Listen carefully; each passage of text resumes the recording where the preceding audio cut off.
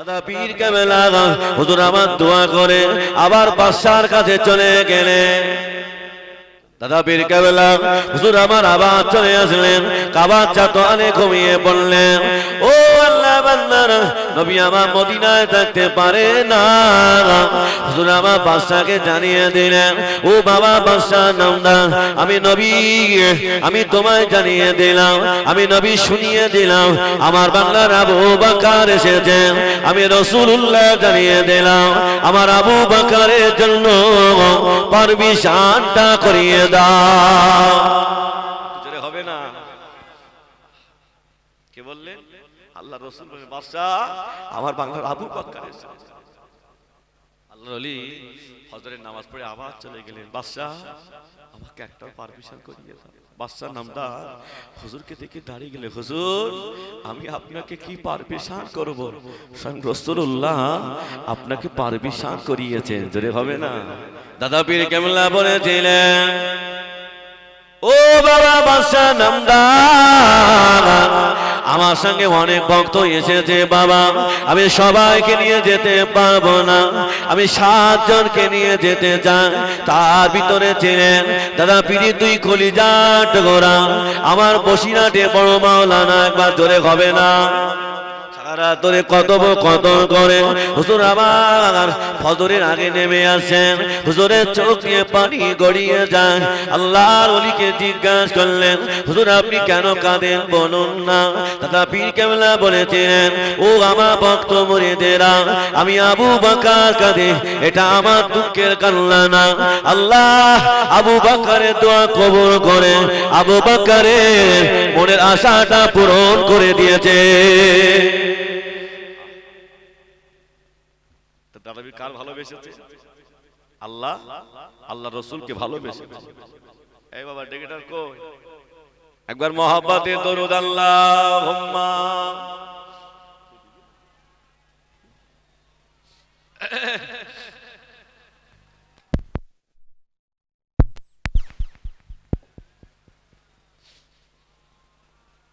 আল্লাহুম্মা সাল্লি আলা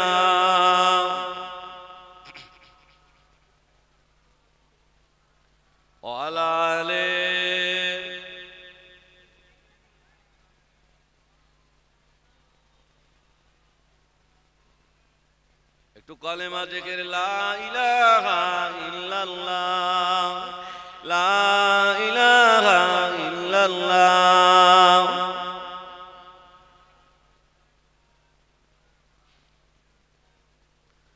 আল্লাহুম্মা সাল্লি আলা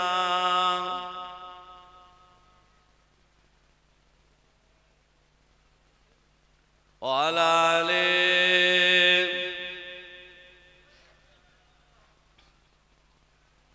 আমার ভাইয়েরা, দাদা পীর কেবলা কার ভালোবেসেছে?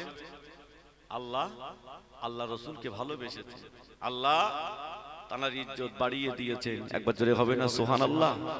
দাদা পীর কেবলা হুজুর আমার বাংলাদেশে জলসা করতে যাবে। তা বাংলাদেশের মানুষেরা হুজুরকে দেখার জন্য সবাই রাস্তার ধারে দাঁড়িয়ে আছে। আল্লাহর ওলি আসছে, হাতে হাত দিয়ে একটু দোয়া নেবে। একটা অন্ধ বাচ্চা ছেলে মাকে বলছেন, মা আমাকে একটু নিয়ে যাবে?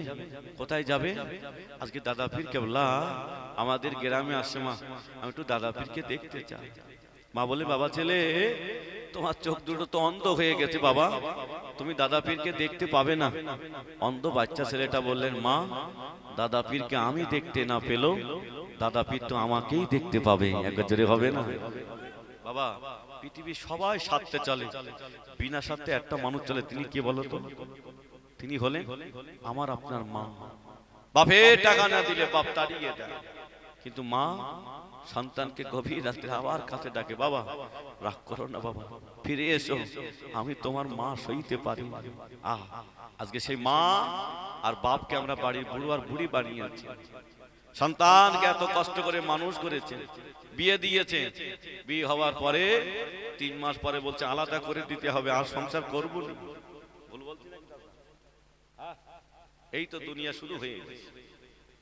তাই বাবা আপনি নামাজ পড়েছেন, হজ করেছেন, কপালে কালো দাগ করেছেন, ওই বুড়ো বাপ আর মা যদি তোমার উপরে নারাজ হয়ে যায়, তোমার সব ডিলেট হয়ে গেল। মা বাপ যদি রাজি হয়ে যায়, আল্লাহ শাহী দরবারে দোয়া কবুল হতে থাকবে। জোরে হবে না সুবহানাল্লাহ? একটু মন খুলে হবে না? আল্লাহর নবী মুসা আলাইহিস সালাম আল্লাহকে জিজ্ঞাসা করছেন, আল্লাহ আমি তো জান্নাতে যাব, আল্লাহ আমার জান্নাতের সঙ্গী কে হবে? আল্লাহ আমার জান্নাতের সঙ্গী কে হবে? আল্লাহ পাক বলেন, নবী মুসা তোমার জান্নাতের সঙ্গী হবে একজন কসাইদার। একবার জোরে হবে না সুবহানাল্লাহ? নবী মুসা আলাইহিস সালাম আল্লাহকে বলছেন, আল্লাহ সেই কসাইদারের বাড়ি কোথায়? আল্লাহ আমি একটু দেখতে চাই। আল্লাহ বলে, যাও অমুক জায়গায় তার বাড়ি, তার মা এখনো বেঁচে আছে। যুবকেরা, জওয়ানেরা, ও আল্লাহ বান্দারা, আল্লাহ নবী মুসা আলাইহিস সালাম হুজুর আমার থাকতে পারলেন না। আল্লাহ নবী হুজুর আমার ওই কসাইদারকে দেখতে চায়, কি আমল করে জান্নাতে আমার বন্ধু হবে। নবী মুসা আলাইহিস সালাম ওনার বাড়িতে চলে গেলেন, গিয়ে দেখলেন মা জননী চুপ করে বাড়ির সামনে বসে আছে। আল্লাহ নবী মুসা আলাইহিস সালাম মাকে বললেন, মা আমাকে একটু বসতে দেবে? তার নবী মুসা আলাইহিস সালামকে জননী বসতে দিলেন। মা মনে করলেন এই রাস্তা দিয়ে যেতে কষ্ট হয়ে গেছে, তাই একটু বসতে চেয়েছে, বসতে দিয়েছে। নবী মুসা আলাইহিস সালাম ওই জননীকে জিজ্ঞাসা করেছিলেন, ও আমার আম্মা জান, এই বাড়িতে কে কে থাকে? মা ওই সময় বলেছিলেন, ও আল্লাহর বান্দা, এই বাড়িতে আমি আমার ছেলে থাকে। এই বাড়িতে আমি আমার ছেলে থাকি। নবী মুসা আলাইহিস সালাম হুজুর আমার জিজ্ঞাসা করেছিলেন, আম্মা জান তোমার ছেলে কি কাজ করে? মা ওই জননী বলেছিলেন, ও আল্লাহর বান্দা, আমার ছেলে হলো একজন কসাইদার। আমার ছেলে একজন কসাইদার, গোশ বিক্রয় করে। কখন বাড়ি আসবে মা? তো বললো বাড়ি আসার সময় হয়েছে। নবী মুসা আলাইহিস সালাম চুপ করে বসে আছেন। আল্লাহর বান্দা কসাইদার বাড়ি আসলেন, মাকে গোসল দিলেন, সুন্দর করে নিচে হাতে রান্না করলেন, রান্না করে নিয়ে মায়ের সামনে চলে গেলেন। গালের ভিতরে দিয়ে গোশগুলো চিবিয়ে চিবিয়ে নরম করে মায়ের গালে তুলে দেয়। মা জননী খায়, আর দুই চোখের কিনারা দিয়ে টপ টপ করে পানি গড়িয়ে যায়।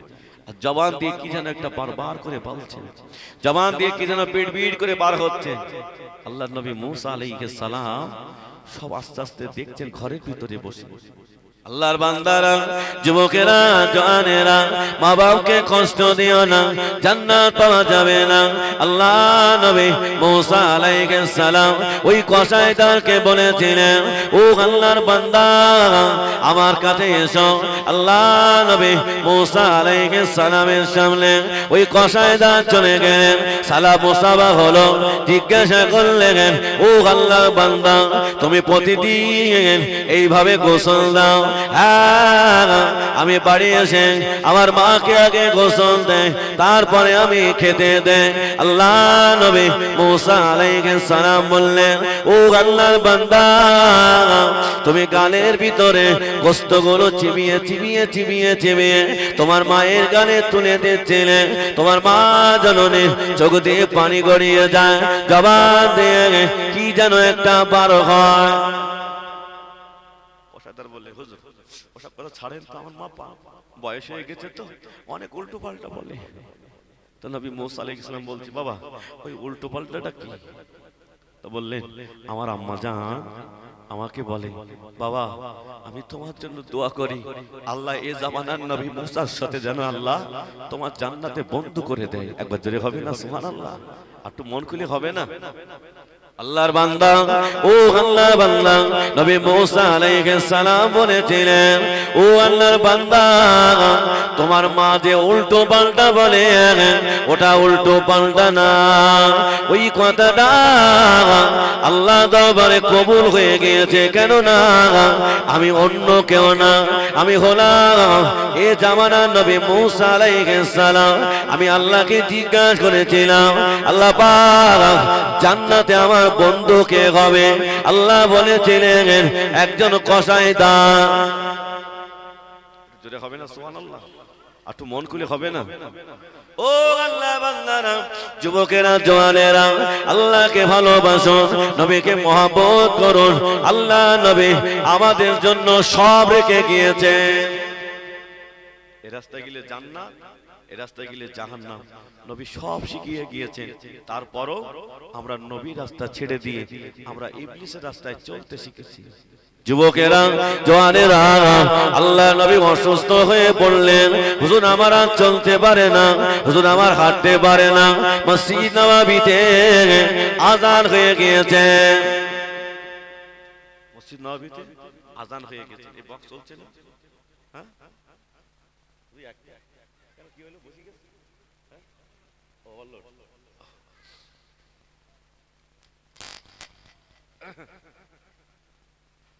একবার তাকবীর দাও তো, নারায়ে তাকবীর। একটু জোরে বলো, নারায়ে তাকবীর। বাবা, নামাজ পড়ো, আল্লাহকে ভালোবেসো, নবীকে মহব্বত করো। গভীর রাত্রে একটু নামাজের পাটিতে বসে বসে মালিকের কাছে স্মরণ করো, আল্লাহ তুমি ছাড়া আমার কেউ নাই, আল্লাহ আমাকে মাফ করে দাও, আল্লাহ আমায় ক্ষমা করে দাও। আল্লাহ বলছেন, বান্দা গভীর রাত্রে আমার কাছে হাত উঠিয়ে কাঁদলে আমি আল্লাহ তোর জীবনের গুনাহগুলো মাফ করে দিয়ে থাকি। একবার জোরে হবে না সুবহানাল্লাহ? আল্লাহর বান্দারা, অনেক আব্বাদিরা বসে আছেন, ভাইরা, যুবকেরা বসে আছেন। চলো বাবা এগিয়ে যায়। আল্লাহ নবী হুজুর আমার মসজিদ নববীতে চলে গেলেন। সাহাবারা নবীর জন্য সবাই অপেক্ষায় বসে আছে। আল্লাহর নবী মসজিদে চলে গেলেন। সাহাবারা আল্লাহর নবীকে দেখে দাঁড়িয়ে গেলেন। ইয়া রাসূলুল্লাহ, ইয়া হাবিবাল্লাহ। আল্লাহ নবী বললেন, বাবা সাহাবারা বসে যাও বাবা, নামাজ হয়ে গেল। আল্লাহ নবী বললেন, ও আমার সাহাবারা বসে যাও বাবা, কেউ কাতার থেকে উঠবে না। আল্লাহ নবী সাহাবারা সকলে বসে গেলেন। আল্লাহ নবী বললেন, ও আমার সাহাবারা, আমার বয়স হয়ে গিয়েছে বাবা, আমি দুনিয়া থেকে বিদায় নেব। ও আমার সাহাবারা, আমি যদি কোনো অন্যায় অপরাধ করে থাকি তোমরা আমাকে মাফ করে দিও। আমাদের আব্বা মা মারা গেলে আমরা ক্ষমা চাই না বাবা? হ্যাঁ, ক্ষমা চাই না? অসুবিধা হচ্ছে আপনাদের? আল্লাহ রাসূল বলছে, সাহাবারা আমাকে মাফ করে দিও, আমাকে ক্ষমা করে দিও। আল্লাহ নবী সাহাবারা সবাই দাঁড়িয়ে রইলেন। হযরত আবু বকর সিদ্দিক রাদিয়াল্লাহু আনহু দাঁড়িয়ে গেলেন, হুজুর আমরা যদি কোনো অন্যায় অপরাধ করে থাকি হুজুর আপনি আমাদের মাফ করে দেবেন। আল্লাহ রাসূলের সাহাবাদের নবী বলে, সাহাবারা আমি তোমাদের মাফ করে দিলাম। একবার জোরে হবে না সুবহানাল্লাহ? একটু মন খুলে হবে না? আল্লাহ নবী বলেছিলেন, ও আমার সাহাবারা, আমি নবী তোমাদের মাফ করে দিলাম, আমি নবী তোমাদের ক্ষমা করে দিলাম।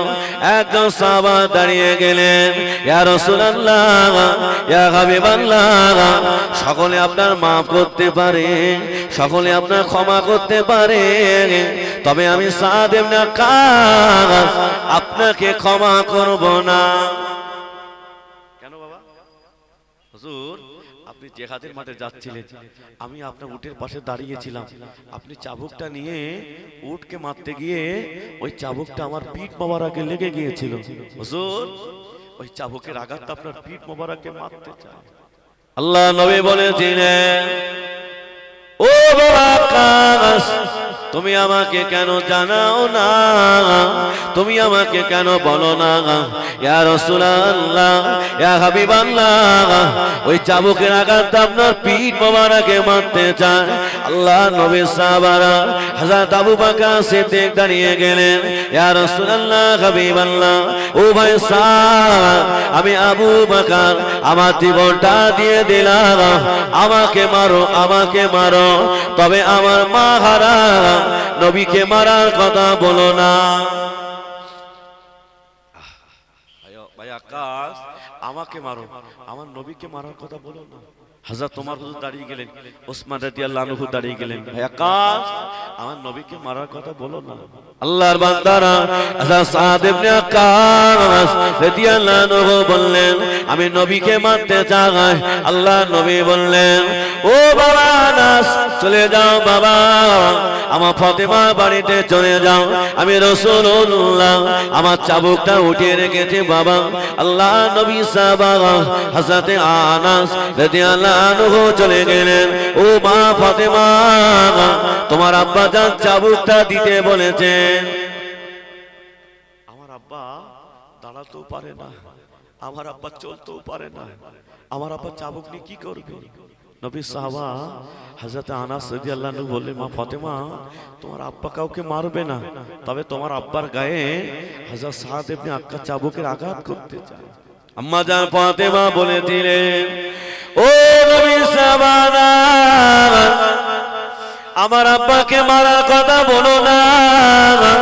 আমি ফাতেমা, আমি সহ্য করতে পারবো না, কেননা আমার মা খাদিজাতুল কুবরা যেদিন দুনিয়া থেকে বিদায় নেবেন, আমার মা এত কান্না কাঁদে। আমি আমার আম্মাকে জিজ্ঞাসা করলাম, ও আমার জননী মা, আপনি কেন কাঁদেন বলুন না? আম্মা জান খাদিজাতুল কুবরা বলেছিলেন, ও মা ফাতেমা, আমি বিদায় নেব, চলে যাব, আমি বিদায় নিয়ে কবরে চলে যাব, তোমার আব্বাকে কে দেখভাল করবে? ও মা ফাতেমা, তোমার আব্বা জান সারা দিন কলেমা দাওয়াতে বাড়ি এসে একবার খাদিজা খাদিজা বলার পরে আমি খাদিজা তোমার আব্বার সেবায় মশগুল হয়ে যায়। মা, আমি খাদিজা মারা যাব, আমি খাদিজা চলে যাব, তোমার আব্বাকে দেখভাল করবেন। আম্মা জান ফাতেমা বলেছিলেন, ও আমার জননী মা, আমি ফাতেমা যতদিন বেঁচে থাকবো আমার আব্বা জানেন মা হয়ে থাকবো, জোরে হবে না? মন খুলে হবে? তাকবীর দাও তো, নারায়ে তাকবীর। আয় নবী সাহাবা আনাস, আমার আব্বাকে মারার কথা বলো না, আমার ইমাম হাসান হুসাইনকে দিয়ে দিলাম, আমার ইমাম হাসান হুসাইনকে মারতে বলো। আল্লাহ নবী সাহাবা হযরত সাদ ইবনে আক্কাস চাবুকটা নিয়ে আল্লাহ নবী দরবারে চলে গেলেন। আল্লাহ নবী বললেন, ও বাবা আক্কাস, এই নাও চাবুক নাও বাবা, আমাকে মারো বাবা। আল্লাহ নবী সাদ ইবনে আক্কাস চাবুকটা হাতে নিয়ে বললেন, ইয়া রাসূলুল্লাহ, হাবিবাল্লাহ, হুজুর আপনি জামাটা খুলে ফেলুন, আমি জামার উপর দিয়ে মারতে পারবো না। আল্লাহ নবী বললেন, ও বাবা আমার নুরানি বদনটা আমি নবী কাউকে দেখাই না বাবা, তুমি আমার জামার উপর দিয়ে মারো বাবা। আল্লাহ নবী সাহাবার কথা শুনে আল্লাহ নবী জামাটা উঁচু করে ধরলেন। হযরত সাদ ইবনে আক্কাস পিছন দিক দিয়েছে, আল্লাহ নবীকে জড়িয়ে ধরে পিঠ মোবারকে চুমা দিতে লাগে। জোরে হবে না? আল্লাহ নবী বললেন, ও বাবা সাদ, তুমি আমাকে মারো বাবা, কেন বাবা? তুমি আমার পিঠ মোবারকে চুমা দাও। ইয়া রাসূলুল্লাহ, হাবিবাল্লাহ, হুজুর আমি শুনেছিলাম আপনার পিঠ মোবারকে মোহরের নবুয়ত লাগানো আছে। ইয়া রাসূলুল্লাহ, হাবিবাল্লাহ, আমার মনে বড় আশা ওই মোহরের নবুয়তে হুজুর আমি একটু চুমা দেব, আমার আশাটা পূরণ হয়ে গেছে। এরপরও যদি আমি সাদ আমার জাহান্নামে যেতে হয়, হুজুর আমি জাহান্নামে যেতে রাজি, আমার মনে আর কোনো কষ্ট নাই, আমার মনে আর কোনো দুঃখ নাই। আল্লাহ নবী বলেছিলেন, ও বাবা সাদ, তুমি তোমার নবীকে ভালোবেসে মোহরের নবুয়তে চুমা দিয়েছো, আল্লাহ পাক তোমার জন্য জান্নাত রেখে দিয়েছে। কাকে ভালোবেসেছে? নবীকে। আল্লাহ রাসূলকে মসজিদ নববী থেকে ধরে নিয়ে বাড়ি আসলেন। আম্মা জান আয়েশা সিদ্দিকার ঘরে আল্লাহ রাসূলকে শোভিয়ে দিলেন। হুজুর আম্মা জান আয়েশার ঘরে আছেন। হযরত আবু বকর সিদ্দিক রাদিয়াল্লাহু আনহু টুকটুক করে আল্লাহ রাসূলের কাছে আসলেন। হুজুর আমি আবু বকর ঘুমিয়েছিলাম, হুজুর আমি স্বপ্ন দেখলাম, হুজুর জিহাদের ময়দানে আমার তরবারিটা চূর্ণ বিচূর্ণ হয়ে গেছে। হুজুর আমি এমন স্বপ্ন কেন দেখলাম? আল্লাহ রাসূল বললেন, বাবা আবু বকর, তোমার নবী আর বেশি দিন হায়াতে থাকবে না। হযরতে আলী রাদিয়াল্লাহু আনহু চলে আসলে, হুজুর আমি ঘুমিয়েছিলাম, আমি দেখলাম জিহাদের ময়দানে আমার তরবারিটা চূর্ণ বিচূর্ণ হয়ে গেছে। হুজুর আমি এমন স্বপ্ন কেন দেখলাম? আল্লাহর রাসূল বললেন, বাবা আলী, তোমার নবী আর বেশি দিন হায়াতে থাকবে না।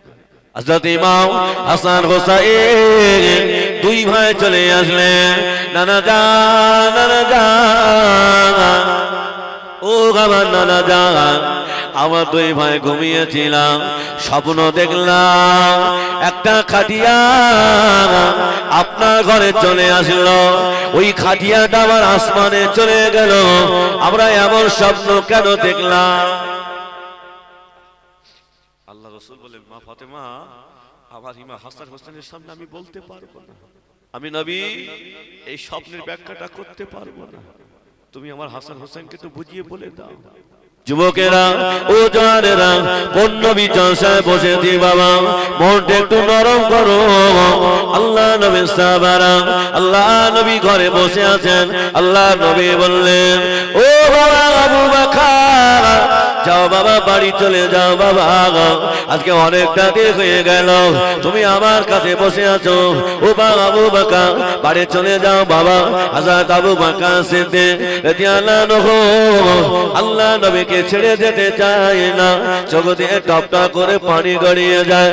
আল্লাহ নবী বললেন, ও বাবা আবু বকর, যাও তুমি বাড়ি চলে যাও। মানে আবু বকর সিদ্দিক রাসূলের সামনে তো থাকতে পারবে না, ইন্তেকালের সময় হযরত আবু বকর সিদ্দিক কাঁদতে কাঁদতে চলে গেলেন। আম্মা জান ফাতেমা রাসূলের সামনে টুকরে টুকরে কাঁদছে, আব্বা জান আপনি আমায় রেখে চলে যাবেন, আমি ফাতেমা কাকে আব্বা বলে ডাকবো, আমি ফাতেমা কাকে নবী বলে ডাকবো। আল্লাহ রাসূল আম্মা জান ফাতেমার কানে কি একটা ফিস ফিস করে বললেন, আম্মা জান ফাতেমা হেসে ফেললেন। আম্মা জান ফাতেমাকে জিজ্ঞাসা করলেন, ফাতেমা তোমার আব্বা জান কি বললেন? আমার আব্বা জান বলেছেন, ফাতেমা কেঁদো না, আমার ইন্তেকালে 6 মাস পরে তোমার সঙ্গে আমার আগে দেখা হবে। একবার জোরে হবে না সুবহানাল্লাহ? ও আল্লাহ বান্দারা, আম্মা জান ফাতেমা আল্লাহ নবী ঘরে বসে আছেন, দেখতে পাওয়া যায় কে যেন ঘরে দরজায় ধাক্কা দেন, কে যেন ঘরে দরজায় এসে সালাম দেন, ইয়া রাসূলুল্লাহ, ইয়া হাবিবাল্লাহ, হুজুর একটা বার দরজাটা খুলে দেন। আল্লাহ নবী বলেছিলেন, ও বেটি ফাতেমা, ঘরে দরজাটা খুলে দাও মা। আম্মা জান ফাতেমা ঘরে দরজাটা খুলে দিলেন, দেখতে পেলেন উনি অন্য কেউ না, ফেরেশতা মালাকুল মউত আজরাইল আলাইহিস সালাম। ফেরেশতা আজরাইল আলাইহিস সালাম আল্লাহ রাসূলকে সালাম দিলেন, হুজুর আমি বিয়াদবি করব না, আল্লাহ পাক পাঠিয়েছেন, হুজুর আপনি যদি হুকুম দেন আপনার জানটা কবজ করব, হুজুর হুকুম যদি না দেন আমি আজরাইল চলে যাব, আমি বিয়াদবি করব না। আল্লাহ নবী বলেছিলেন, ও ভাই আজরাইল মরতে যদি হয় দেরি না দেরি না, তবে একটু দাঁড়াও না, তবে একটু দেরি করো না, আমার ভাই ফেরেশতা জিবরাইলকে একটু আসতে দাও। ইয়া রাসূলুল্লাহ, ইয়া হাবিবাল্লাহ, আপনাকে কিয়ামত পর্যন্ত সময় দেওয়া হবে, তারপরে আপনার ইন্তেকাল হবে, হুজুর তারপরে কিয়ামত হবে। আল্লাহ নবী বলেন, আজরাইল আমি অতটা সময় চাই না, আমার ভাই জিবরাইলকে একটু আসতে দাও। আল্লাহর বান্দারা, ও যুবকেরা জওয়ানেরা, ফেরেশতা জিবরাইল আলাইহিস সালামকে আল্লাহ পাক পাঠিয়ে দিলেন, ও আমার ফেরেশতা জিবরাইল যাও, আমার হাবিব কেন কাঁদে, আমার দোস্ত কেন কাঁদে, আমার হাবিবকে সিজদা থেকে মাথাটা তুলতে বলো। ফেরেশতা জিবরাইল আলাইহিস সালাম আল্লাহ নবীর কাছে চলে আসলেন, ইয়া রাসূলুল্লাহ, ইয়া হাবিবাল্লাহ, হুজুর আপনি কেন কাঁদেন? আল্লাহ নবী বলেছিলেন, আল্লাহ নবী বলেছিলেন, ও ফেরেশতা জিবরাইল আমি তো দুনিয়া ছেড়ে চলে যাব, আমি তো দুনিয়া থেকে চলে যাব, তবে আমার গুনাহগার উম্মত উম্মতের দায়িত্ব আমি নবী কার কাছে রেখে যাব? আমার গুনাহগার উম্মত উম্মতের দায়িত্ব কে নেবে? ফেরেশতা জিবরাইল আলাইহিস সালাম আল্লাহর কাছে চলে গেলেন। আল্লাহ পাক আপনার হাবিবের পিয়ারা সিজদা থেকে মাথা তোলে না। আল্লাহ আপনার হাবিব বলে, ও ফেরেশতা জিবরাইল, আমার গুনাহগার উম্মত উম্মতি কার কাছে রেখে যাব?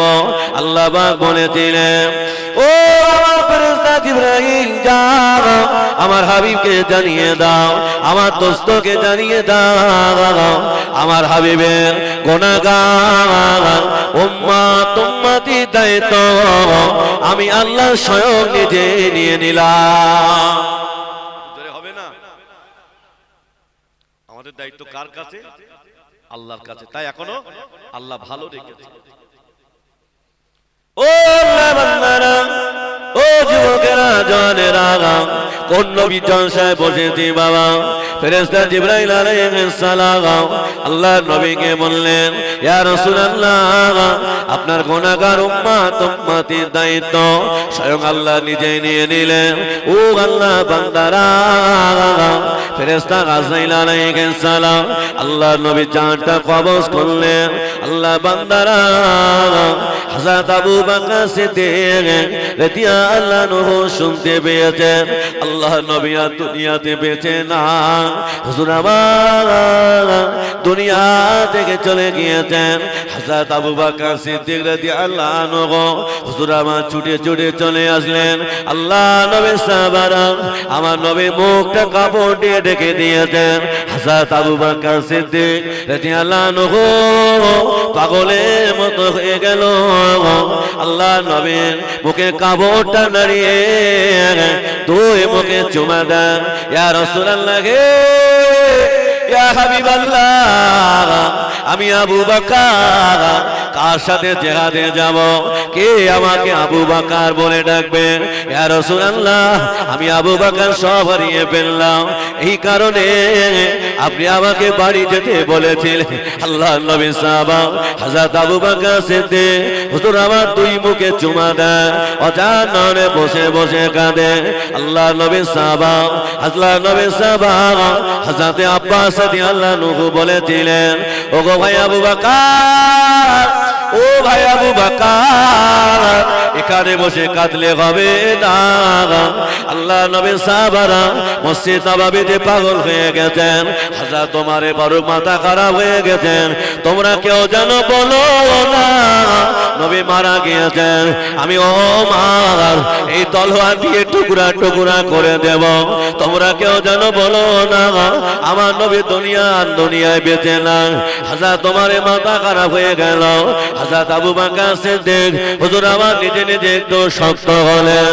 ও আল্লাহ বান্দারা, হুজুর আমার চলে গেলেন মসজিদ নববীর সামনে দাঁড়িয়ে বললেন, ও বাবা কাঁদলে হবে না, আল্লাহ নবী দুনিয়া থেকে চলে যাবে, এটা নতুন কোনো ঘটনা না। আল্লাহ যত নবী রাসূলকে পাঠিয়েছিলেন সবাই চলে গেছেন, তোমার নবী চলে যাবে, এটা কোনো ঘটনা না। ওগো ভাই ওমর, এখনই খলিফা নির্বাচন করতে হবে, আমার নবীকে গোসল করাতে হবে, আমার নবীকে কাফন পরাতে হবে।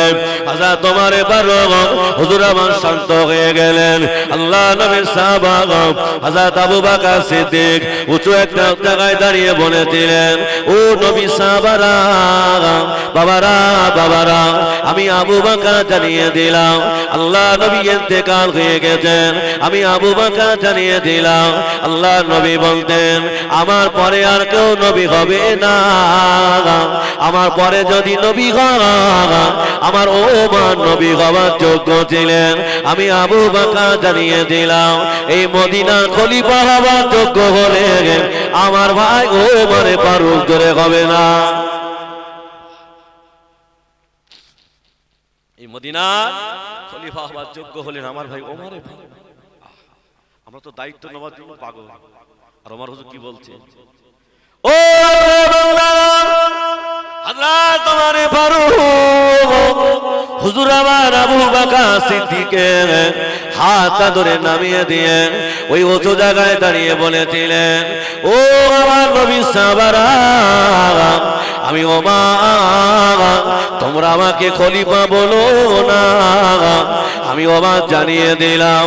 আল্লাহ নবী বলতেন, তামাম উম্মতের ইবাদত হলো এক পাল্লা রাখলে যা হবে আমার আবু